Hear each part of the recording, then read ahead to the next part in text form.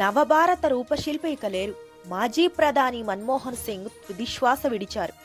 ఢిల్లీలోని ఎయిమ్స్ ఆసుపత్రిలో అత్యవసర విభాగంలో చికిత్స పొందుతూ కన్నుమూశారు.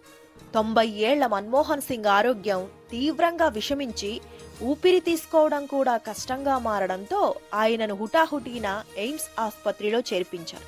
కాగా 2004 నుంచి 2014 వరకు భారత ప్రధానిగా బాధ్యతలు చేపట్టిన ఆయన ఈ ఏడాది ప్రథమంలో రాజ్యసభ నుంచి రిటైర్ అయ్యారు.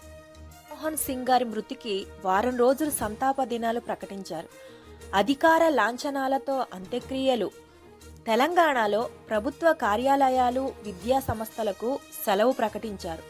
వారం రోజులు సంతాప దినాలు ప్రకటించాలని ఉత్తర్వులు. 10 ఏళ్ల పాటు ప్రధానిగా సేవలు అందించిన మన్మోహన్ సింగ్. దేశ ప్రధానిగా మన్మోహన్ సేవలు చరిత్రలో చిరస్థాయిగా నిలిచిపోతాయి. మన్మోహన్ సింగ్ మృతితో ఇవాళ అన్ని కార్యక్రమాలను కేంద్ర ప్రభుత్వం రద్దు చేసింది. అధికార లాంఛనాలతో మన్మోహన్ సింగ్ అంత్యక్రియలు. Singh is king. Doctor Manmohan Singh దేశ ఆర్థిక ప్రగతికి పునాదులు వేసిన ఆర్థికవేత్త.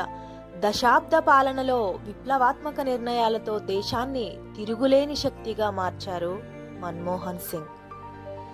ఎన్నో పథకాలు ప్రవేశపెట్టి పేద ప్రజల జీవితంలో సంతోషం నింపిన వ్యక్తి మన్మోహన్ సింగ్.